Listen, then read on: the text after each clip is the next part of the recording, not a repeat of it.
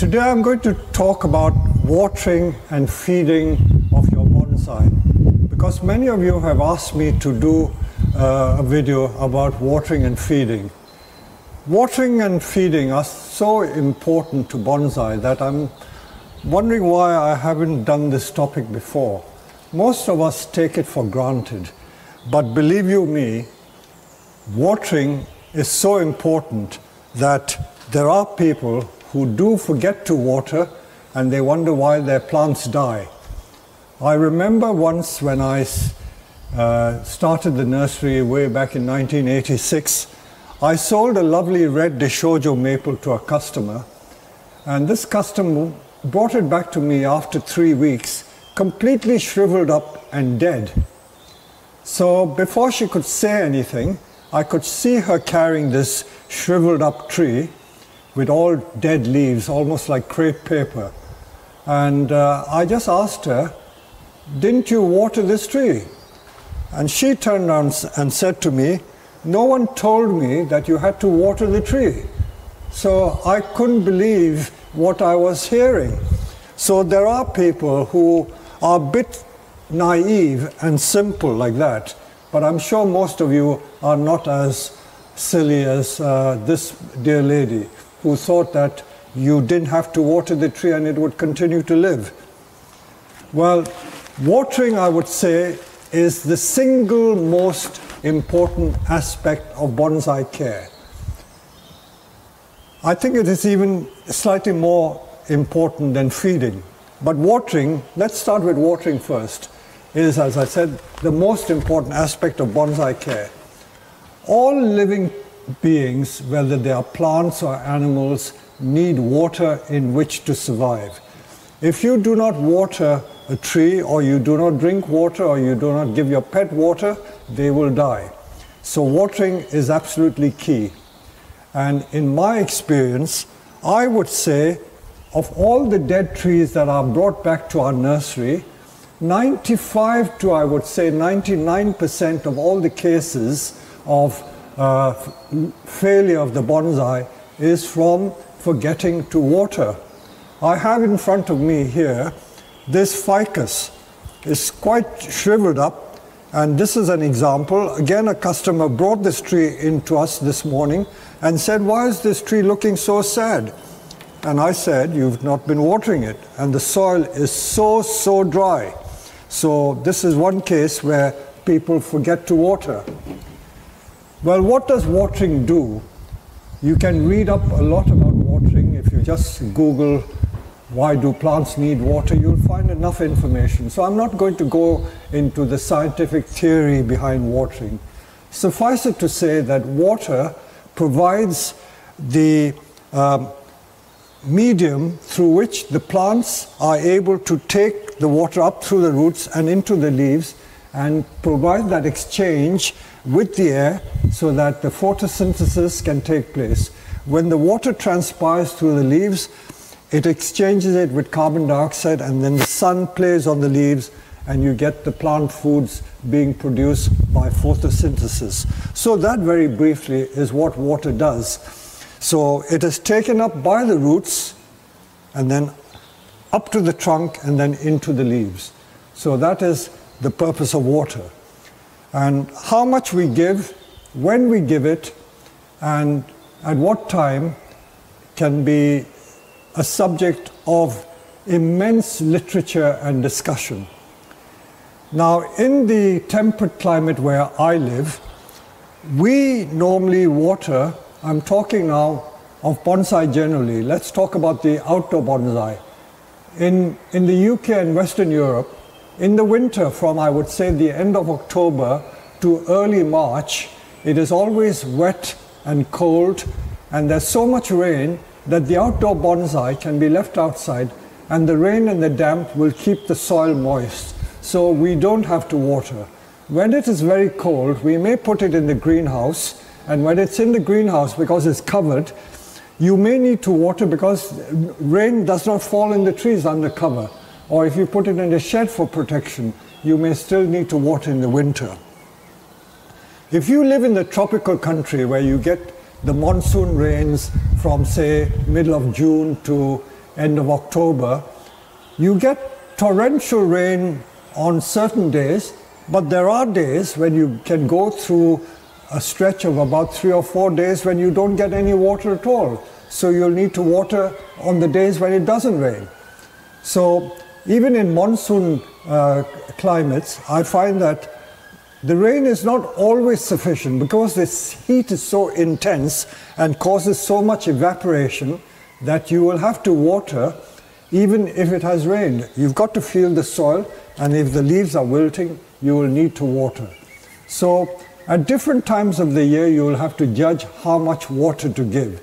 So again, talking from our temperate climate point of view, we water from, I would say, the beginning of March right to end of October, when I usually water each of our bonsai twice a day, morning time and evening time.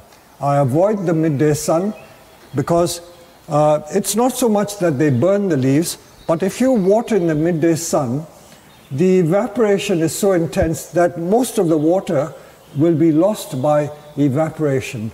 On a nursery as large as ours, we spend thousands and thousands of pounds on our water bill because we have 7 or 8 acres of field to water by hand, and then all the bonsai in the greenhouses have to be watered.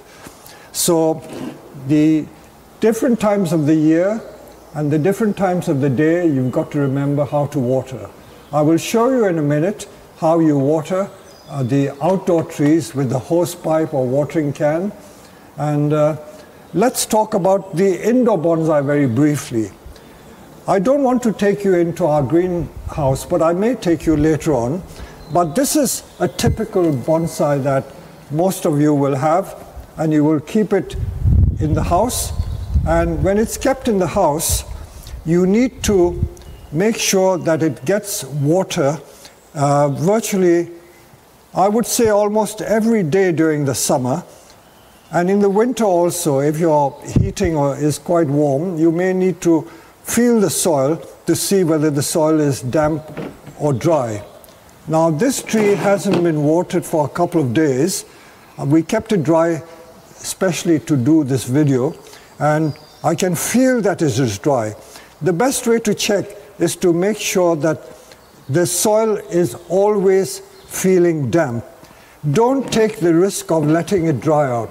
Some people advise you to let it dry so that it becomes powder dry. I don't think that is a good practice. Make sure that the soil is always adequately moist.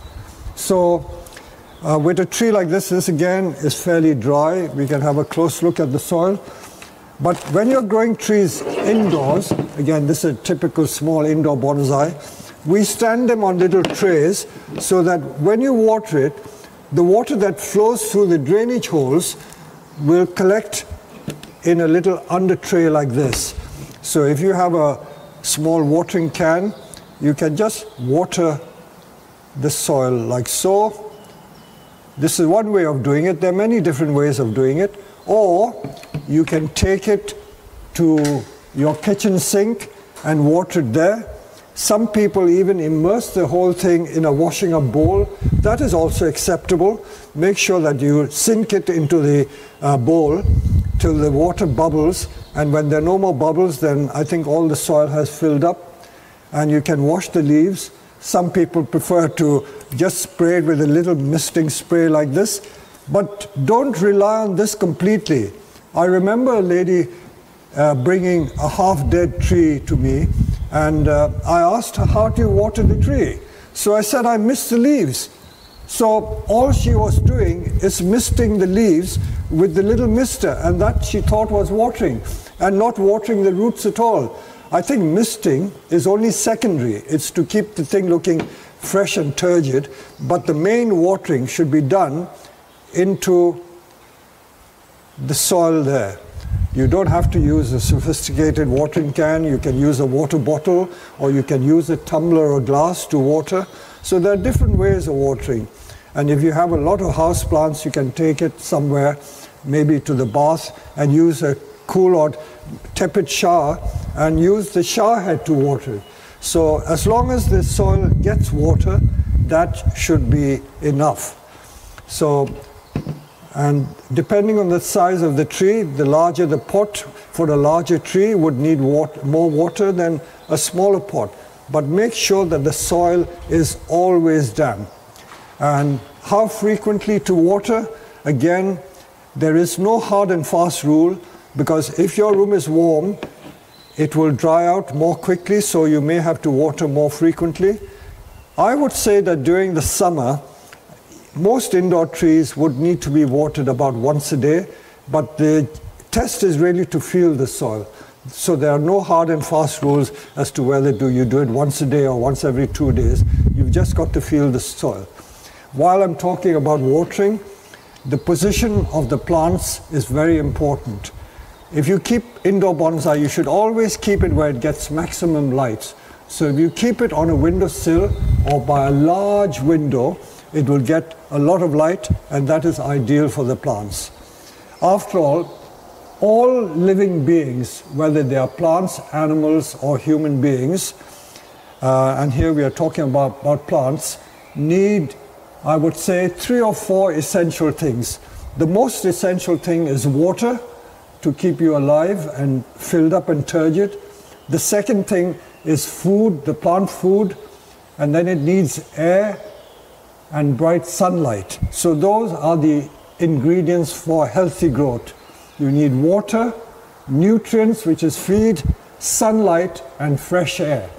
And the plants need air because they take carbon dioxide from the air to produce the food for the leaves. So that basically is how plants grow, and you can see why water plays such an important part in the health of the tree. So we will go out and show you how we water our bonsai collection. Of course, this is a commercial nursery, so I may be watering with a very powerful hose pipe, but even if you didn't do it that way, there are other ways I will be showing you how you can water it. One little trick that you may want to learn is the use of gravel on the under tray.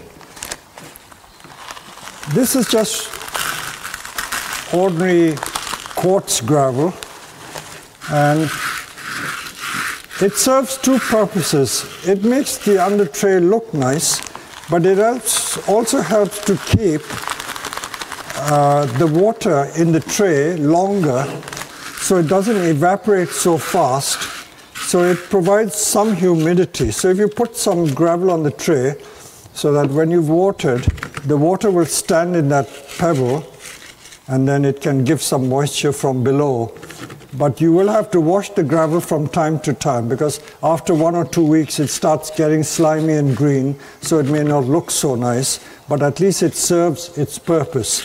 So the use of gravel has some function, but I would say it's more decorative than anything else. But if you wish to do it for your indoor plants, it's a nice thing to do.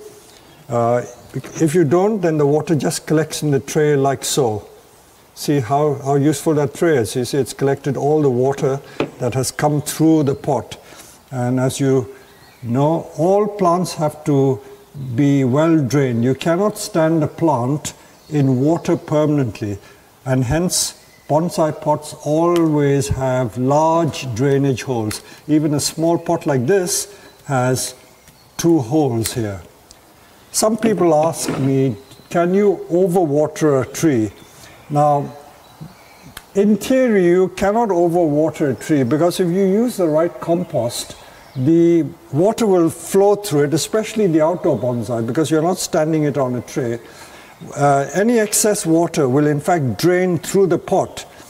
Sometimes if you live in a very wet climate, like in the monsoons, and if it's rained too much, if you stand the tree on edge, the water will come through like this. So that's another tip I can pass on.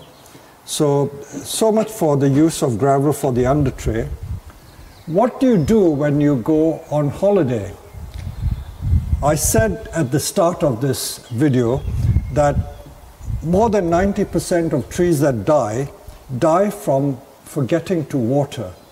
And one of the most dangerous times for any bonsai is when people go away for holidays, 2 or 3 weeks at a time, or even if you go for a long weekend for 2 or 3 days, and if you don't water, and if you have it in a very warm room and in the warm sun, it can dry out very quickly. So don't forget to make arrangements for watering your bonsai when you go on holiday. I know a lot of people, they bring back dead trees to me, and when I ask them why did they die, they say that I left it with my children to water, and the children forgot to water the tree, and just before they came back they watered it and told me that they watered it, but I know that they didn't water it while I was away, and hence the tree is dead. So when you go on holiday, what do? Well, there are all sorts of methods that people try. One of them is to use a deep bowl like so, and they immerse the whole tree like this and fill it up with water and hope that the tree will survive. I don't think that's a very good idea, because if you flood the roots are not able to breathe. So if you leave it flooded for 2 or 3 weeks, you will kill the tree because the water has not drained through the pot. So do not do that. I think the best thing to do is to leave your trees with a very reliable person, a neighbor or friend who understands watering. Show them how to water it so that they learn how to water while you're away. And this applies to both indoor and outdoor trees. I think a lot of people, especially who are not into bonsai, they just squirt the leaves with water or just squirt the surface of the soil and they think it's watered. But where I showed you in the video of the outdoor trees, I usually go back to a tree 3 times to make sure the water has penetrated. Because sometimes when you water very briefly, only the surface gets wet. It doesn't penetrate enough, and hence the importance of going back to the tree about 2 or 3 times to make sure the water has really filled in. Another device which I have found on the market is this little wick watering system.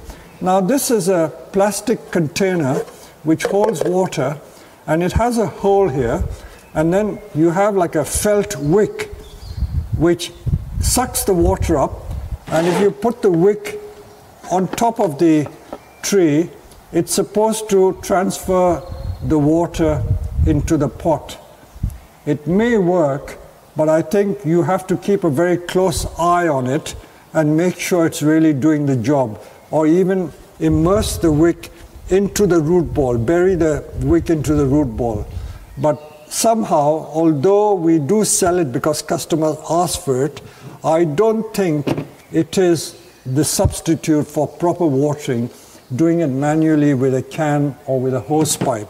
So although these are sold and we do sell it, I think I would sell it with a word of caution that do be careful. They are not the most efficient form of watering. There's no substitute for doing proper watering with a can or a hose pipe. So there you go. So much for watering and the holiday care. When we water our outdoor trees, you can do it using a hose pipe or a watering can or so many other devices you can use. Watering can is useful if you just have a few plants. You can water the trees like this. Just water the soil and water the foliage. I know that these are very large bonsai, but if you have small trees, what we do is you can start by watering the soil and then also water the leaves to wash any dust off. The secret of watering is to make sure that the soil gets completely soaked. So it's not enough to just do like 10 seconds of the water. What I normally do is I water it for about 10 seconds, count to 10 like this, and then after about 1 or 2 minutes, go away and water something else, and come back and do it another 10 seconds, go away and come back again. I normally do the trees 3 times for 10 seconds. So if a tree is bigger, you may need to do it for longer, but the secret is to make sure you really soak the root ball, otherwise it will not get enough water. And as for the time of watering, there are many theories about what is the best time to water. But in my view, I think the best time is in the morning before the sun gets too hot, and in the early evening. So if you are going out to work, it would be ideal to do it before you go out to work, and then do it again in the evening. This applies to summer. I'll talk to you more about different times of the year, what watering regime you need. And that was with the watering can. I'll show you some other tricks that I do when I do watering. So I will show you how I do it with our hose pipe. On our nursery, I use the hose pipe, but I just put the finger on the hose pipe and I get a very fine jet of water like this. I'm not sure if any of you do this, but this is my favorite method of watering. Just using the hose pipe like this to make a fine mist or a spray. So again, I water the tree for about 10 seconds, then go to another tree, and then come back after about 1 or 2 minutes, do it again for 10 seconds, go away and do it 3 times. So this is using the hose pipe, just putting your finger onto it. There are other ways as well. You can also use some of these commercial roses like this. It produces a very fine spray of water, and this is also good, but I still prefer my thumb over the hose pipe because I can adjust the jet of the water using that. By using this thumb, I can adjust the jet however far I want. You see, using the end of my finger, I can make it go about 20 feet. Of course, the water pressure on our nursery is quite high. It's almost like a fireman's fire hydrant. And then if I want to, I can just go to about 2 feet. So the thumb is so versatile in adjusting the distance you can water. This is a very expensive Japanese brass hose that I bought from Japan. You can see how fine the holes are. It really produces a very fine, almost mist-like water. If you have a few trees and small trees, this would be okay, but there are no hard and fast rules. You can either use a watering can or a hose pipe with a rose at the end. But the main thing is to make sure that the trees get plenty of water. So you water the leaves and you water the soil. Watering the leaves helps to wash the dust off each day. It also helps to keep the leaves turgid. But the main thing is to provide the pot and the soil with water. And the timing I did tell you, the best time is morning and evening. There's quite a lot of different thoughts about watering in the midday sun. Many people believe that if you water in the midday sun, the hot sun can cause scorching because the water droplets act as a magnifying glass and can scorch the leaves. That is only a theory that some people have put forward. I personally don't believe that that happens because we water also sometimes in the midday sun, and it doesn't tend to scorch the leaves. Most of the scorching of leaves occurs when you forget to water and the leaves have become so dry that the ends get burnt. So with the large nursery like this, we start watering in the morning and water continuously from 9 till 6 on a hot summer's day.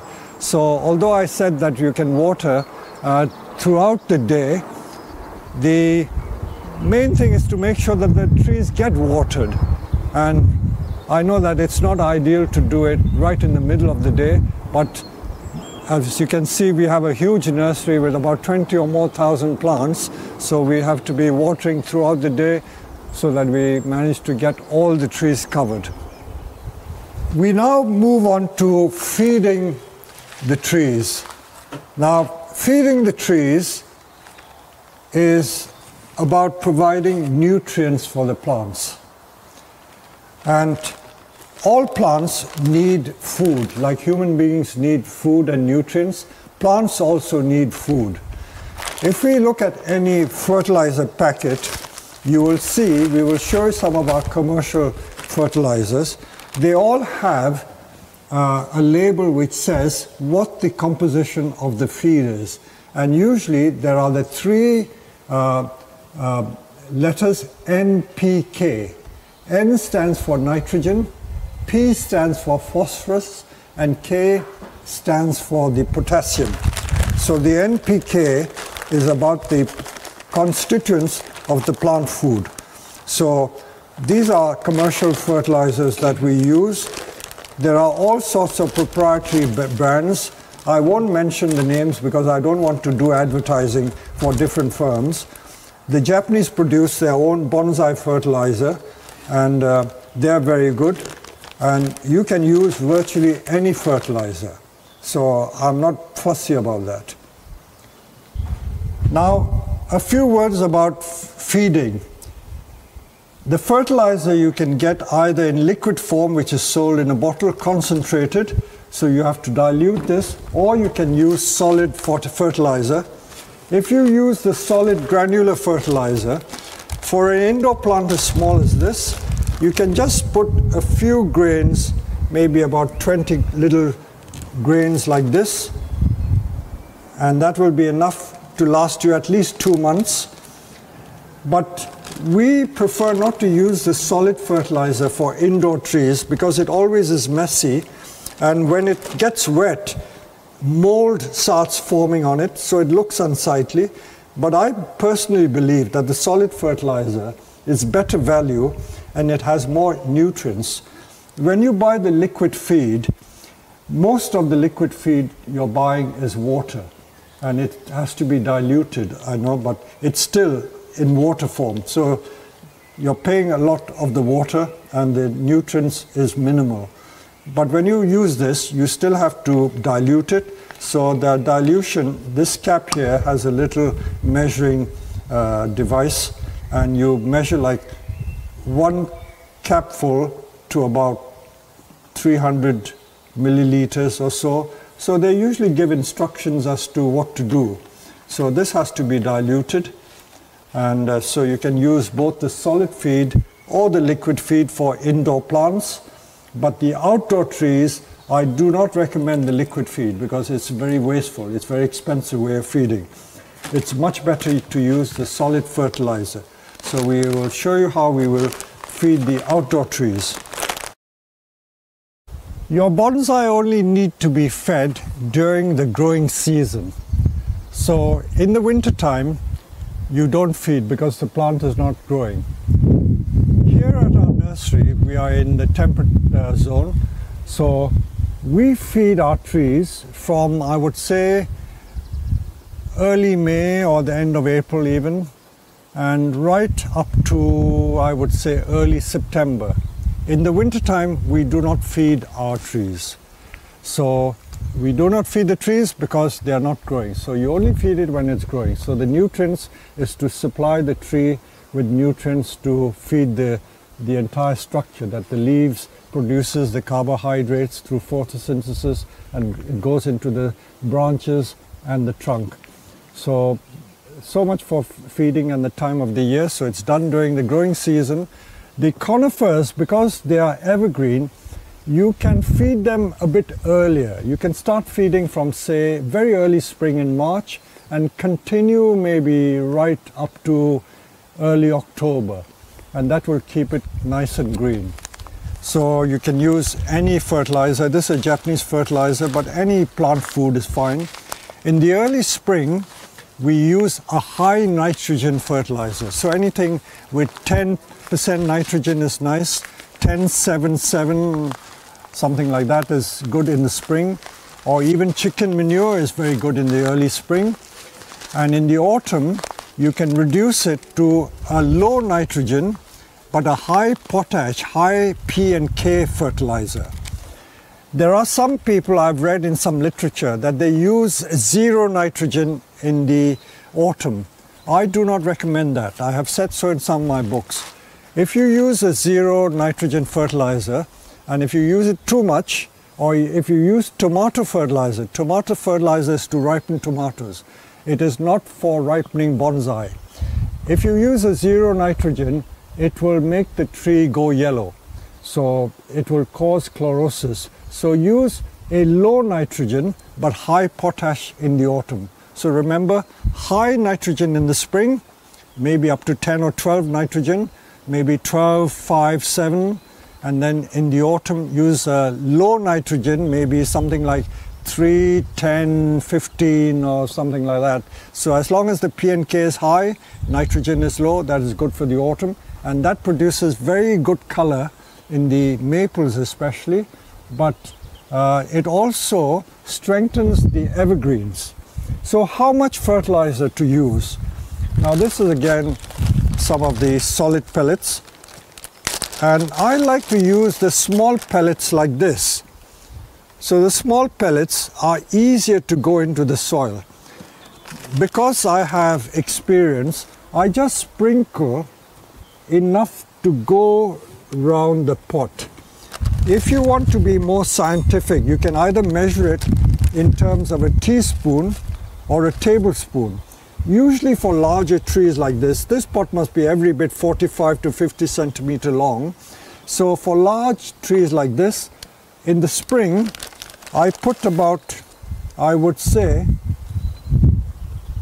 2 tablespoons in the early spring, and then I wait for about 3 months. So if this is the end of April, I don't feed again till about end of June, and then maybe early July I will give it another feed, and that may be enough. Sometimes if I want to, I may give a very high P and K feed, I would say around about early August.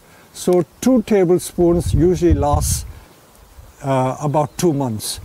A small tree like this, which is only about, I would say, that is not even 30, maybe 20, 25 centimeter, 1 teaspoon like that